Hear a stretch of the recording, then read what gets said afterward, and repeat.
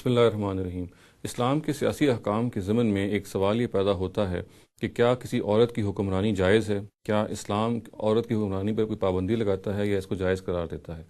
اس سے پہلے کہ ہم یہ دیکھیں کہ علماء چونکہ اس بارے میں ایک منفی رائے رکھتے ہیں اور ان کا استدلال ایک خاص حدیث سے ہے، یہ دیکھیے کہ خود قرآن مجید اس بارے میں کیا کہتا ہے۔ قرآن مجید اپنی لافانی آیت امرہم شورا بینہم کے اسلوب میں یہ کہتا ہے کہ مسلمانوں کا جو نظام ہے وہ ان کے مشورے پر مبنی ہے۔ گویا کہ مسلمان حکمران وہ مسلمان ریاست کے جو شہری ہیں ان کی رائے کے ساتھ وجود میں آئیں گے، ان کی رائے سے وہ منتخب ہوگا۔ اور اس کا اصل مطلب کیا ہے؟ اس کا مطلب یہ ہے کہ اکثریت کی جو رائے ہے وہ فیصلہ کن ہوگی۔ گویا کہ جس شخص کو بھی اکثریت کی تائید حاصل ہوگی وہ شخص حکمران کے منصب پر فائز ہو سکتا ہے، اور اس سے قطع نظر کہ وہ حکمران مرد ہے یا وہ کوئی خاتون ہے یہ کام کیا جائے گا۔ اس دوسرے لفظوں میں ہم یہ کہہ سکتے ہیں کہ قرآن مجید کی جو یہ آیت ہے امرہم شورا بینہم، اس کی روح سے خواہ ایک خاتون کو اکثریت کی تائید حاصل ہو، خواہ ایک مرد کو اکثریت کی تائید حاصل ہو، یہ وہ ہر حال میں حکمران قرار پائے گا یا قرار پائے گی۔ اس میں کوئی گنجائش تفریق کی نہیں ہے، کیونکہ بنیادی طور پہ امرہم شورا بینہم کی آیت ہے جو اسلام کے سیاسی نظام کے حوالے سے حکمران کے الیکشن یا حکمران کے انتخاب کے بارے میں فیصلہ کرتی ہے۔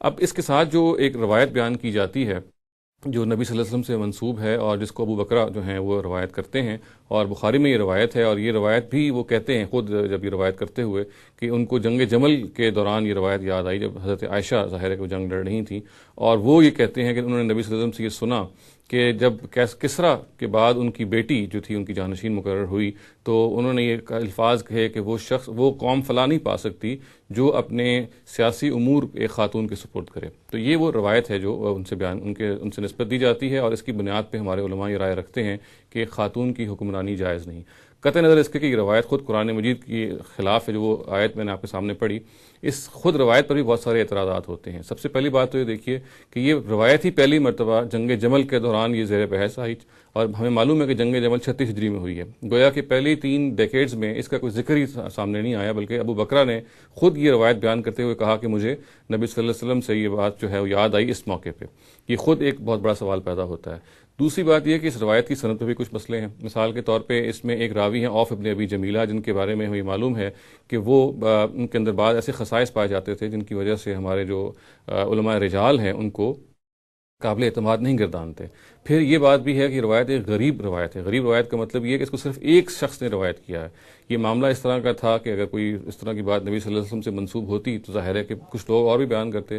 ہمیں معلوم ہے کہ اس کو صرف ایک شخص نے روایت کیا، اور پھر یہ بات بھی ہے کہ خود روایت کے جو الفاظ ہیں اگر یہ دیکھیں تو اس کے اندر بھی سکم پایا جاتا ہے، اور یہ ہم نبی صلی اللہ علیہ وسلم اس کو نسبت دینا بھی ہمارے لیے متردد قرار پاتا ہے۔ اس کی وجہ یہ ہے کہ الفاظ یہ کہتے ہیں کہ کوئی خاتون جو ہے وہ فلاں یعنی کوئی قوم فلاں نہیں پائے گی جو خاتون کو اپنا حکمران بنائے۔ ہمیں یہ معلوم ہے خود نبی صلی اللہ علیہ وسلم کے اپنے زمانے تک متعدد خواتین دنیا میں حکمران رہی ہیں، اور ان کی قوموں نے فلاح بھی پائی اور سکسیس بھی ان کو ملی۔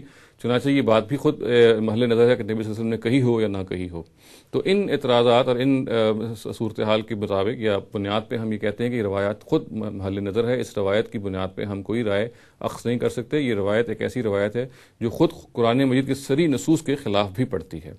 اب ایک اور استدلال بھی آج کل کے زمانے میں پیش کیا جاتا ہے عورت کی حکمرانی کے خلاف، اور وہ یہ ہے کہ عام طور سے یہ کہا جاتا ہے کیونکہ ایک مرد ہی کو ایک ریاست کے ایک فیملی کا سربراہ بنایا گیا، ایک مرد کو ہی ایک خاندان کا سربراہ بنایا گیا ہے، تو یہ کہا جاتا ہے کہ اگر قرآن مجید نے فیصلہ کیا کہ خاندان کا سربراہ مرد ہوگا تو پھر یہ آپ ہونا چاہیے کہ ریاست کا سربراہ بھی مرد ہی ہو۔ اس کی وجہ یہ ہے کہ خاندان جو ہے ایک چھوٹا یونٹ ہے ریاست کا، اور جو معاملہ ریاست کے چھوٹے یونٹ میں ہو وہی پھر ریاست میں ہونا چاہیے۔ تو اس استدلال کا بھی اگر آپ جائزہ لیں تو معلوم ہوگا کہ اس استدلال میں بالکل وزن نہیں ہے۔ اس کی وجہ یہ ہے کہ خاندان کا جو سربراہ کا انتخاب اور ریاست کے سربراہ کا انتخاب دونوں کے اصول اور ضابطے ہی الگ الگ ہیں۔ ریاست کے سربراہ کا انتخاب جو ہے وہ بنیادی طور پہ عصبیت کی بنیاد پہ کیا جاتا ہے، وہ اکثریت کی رائے کی تائید کی بنیاد پہ کیا جاتا ہے، جبکہ ایک خاندان کے سربراہ کا انتخاب خود قرآن مجید نے اس کا فیصلہ کر دیا اور یہ کہا کہ ایک مرد جو ہے اس کو یہ سربراہی کی پوزیشن دی گئی ہے 2 وجوہات کی بنیاد پہ۔ ایک یہ کہ وہ اس پر ذمہ داری ڈالی گئی ہے کہ وہ اپنے خاندان کا کفیل ہو، وہ اس خاتون کا اور ان بچوں کا کفیل ہو، اور اس کے ساتھ ساتھ یہ بھی کہا گیا کہ بالعموم مرد جو ہیں وہ خلقی لحاظ سے اس کام کے لیے زیادہ موزوں ہوتے ہیں۔ دوسرے لفظوں میں ہم یہ کہہ سکتے ہیں کہ ایک خاندان کے جو سربراہ ہے اس کا معاملہ بالکل اور ہے، اور ایک ریاست کا سربراہ اس کا معاملہ بالکل اور ہے۔ ریاست کا سربراہ منتخب ہوتا ہے اکثریت کی تائید کی بنیاد پہ۔ اگر ایک اکثریت کی تائید کی بیکنگ ہے تو پھر وہ ہر حال منتخب ہوگا، خواہ وہ مرد ہو خواہ وہ ایک خاتون ہو۔ جبکہ خاندان کا سربراہ، جیسے کہ میں نے عرض کیا کہ خود قرآن نے بھی بتایا، اس کی بنیاد کا انتخاب کی بنیادیں دو ہیں۔ ایک یہ کہ عام طور سے ایک مرد جو ہے وہ صنفی اور خلقی لحاظ سے اس کے لیے زیادہ موزوں ہے، اور دوسرا یہ کہ اس پہ معاشی ذمہ داری ڈالی گئی اس خاتون کی جس کو وہ گھر پہ بیاہ کے لاتا ہے۔ چنانچہ اس استدلال میں بھی کوئی وزن نہیں ہے۔ اور میں آخر میں پھر اس بات کا اعادہ کر دوں کہ قرآن مجید کی آیت امرہم شورا بینہم کو سامنے رکھتے ہوئے جو اصل بات ہے وہ یہ ہے کہ جس شخص کو بھی، خواہ وہ ایک خاتون ہے خواہ ایک مرد ہے، وہ اگر اکثریت کی تائید اس کو حاصل ہے تو وہ حکمران قرار پانے کا بالکل مستحق ہے، اور اس میں کوئی قباحت نہیں ہے کہ اس کا انتخاب کیا جائے۔ اقول قولی ھذا واستغفر اللہ لی ولکم ولسائر المسلمین والمسلمات۔